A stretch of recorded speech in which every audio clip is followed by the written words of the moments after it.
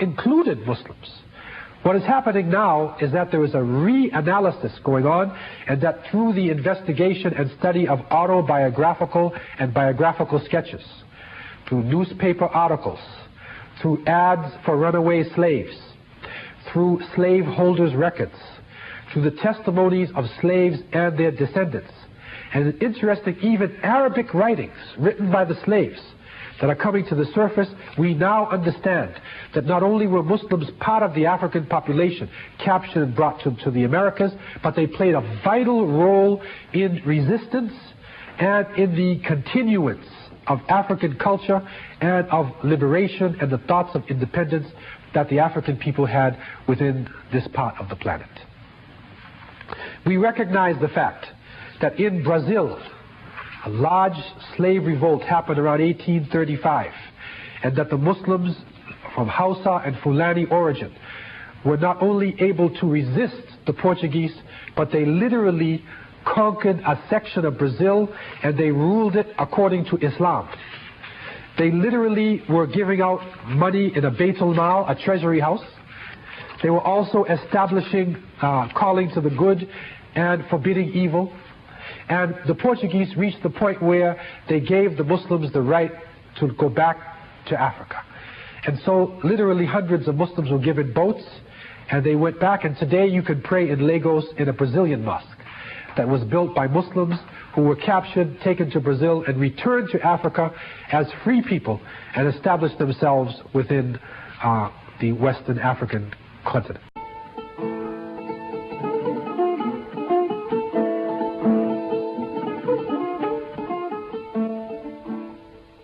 Also, we find the fact that Muslims were involved in insurrections and revolts all throughout the Caribbean and the United States.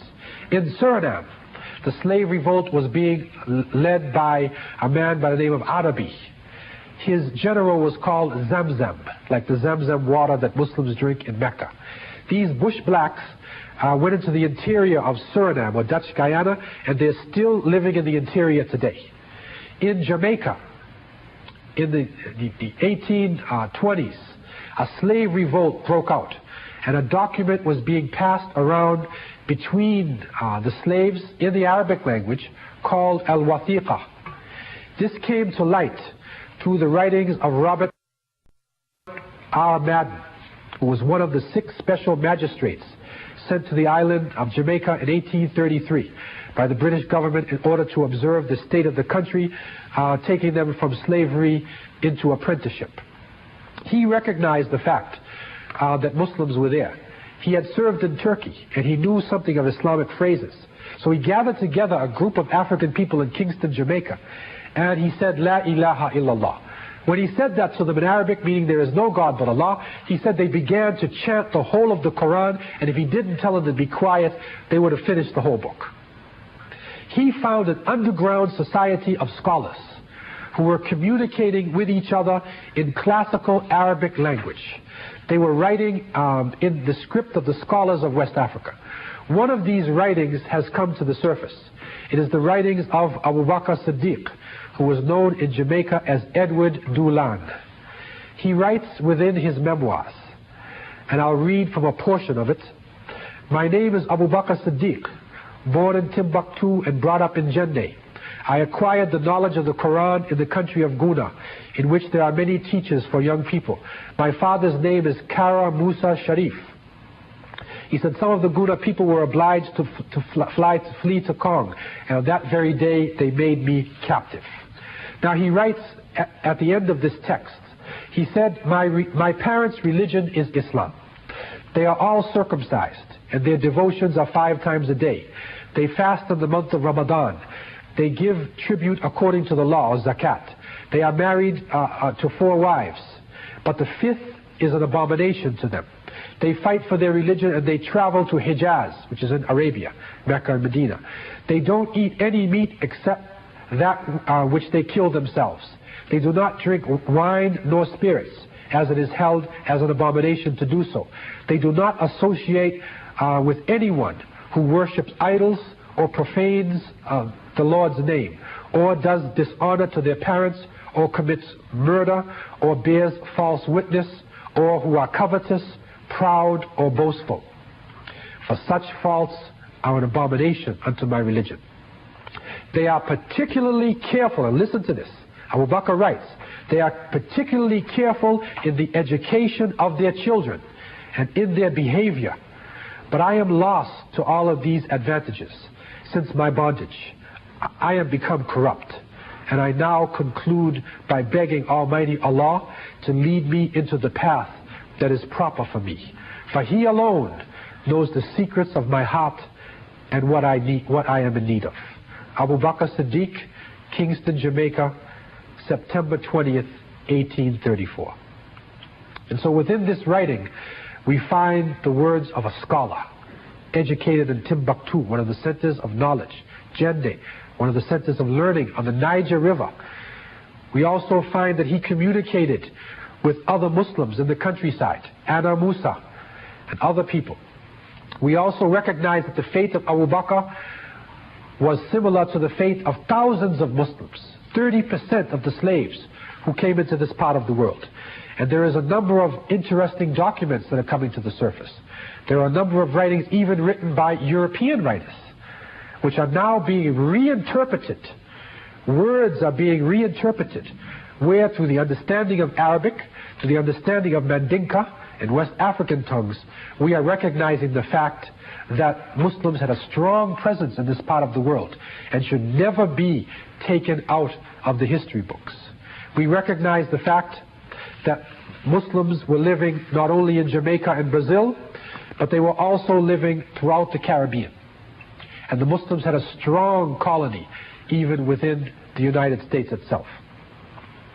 And so it's important for us within this area of the study to look at words and to look at pronunciations, and also to recognize the fact that names can change with time.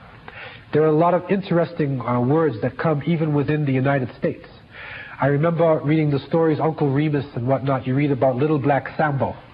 Sambo actually is a West African Fulani word. It comes from, like the name Muhammad Athani. So Thani becomes, that's the Arabic, it becomes in Fulani, Thanbu. Some people pronounce the Tha as a Sa, so they say Sanbu. So it becomes Sambu or Sambo, and it was said, it was used in America as Sambo. Also, Wali becomes like Wali, W-A-L-L-Y.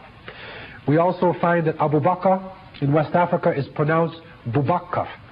And Bubakar in America was pronounced Booker. We found Ibrahim as Bram. We found Ja'far as Jeffrey. And we find a number of Arabic words, Mandinka, Muslim names, being used in a different way in the Americas. And therefore, when people looked at these names, they thought, well, these are not Muslims because it's not Arabic. But it is the change of the name through time. One of the most interesting studies in this area done by a Mr. McFeely, and he was writing the biography of Frederick Douglass. He writes the fact that in the 19th century on the Sapelo Island, there was a full day speaking slave from Timbo, Futa Jalan in the Guinea Highlands, who could write Arabic and who was the father of 12 sons. His name was Bilali Muhammad. Bilali slides easily into the English Bailey, a common African-American surname along the Atlantic coast. The records of Talbot County list no white Baileys from which the slave Baileys might have taken their name. And an African origin on the order of Bilali is conceivable. And so in that area, with so many children having this Bailey name, there was also another Muslim named Saleh Bilali. So having this understanding, Bilal or Bilali becomes Bela, and then Bela becomes Bailey. And what is interesting is that Frederick Douglass was one of the famous people in African American history, in the history of the United States, an abolitionist. That his great-great-grandfather was named Bali, while his grandparents were Betsy and Isaac Bailey of Talbot County, the same county, along Maryland's eastern shore. So it was Betsy Bailey's daughter, Harriet, who gave birth to Frederick Augustus Bailey, and he changed his name to Douglas. And so it is very conceivable that Frederick Douglass was a Muslim. Also, Booker T. Washington, who was another famous African American, could have very easily gotten his name from Boubacar, which comes from Abu Bakr.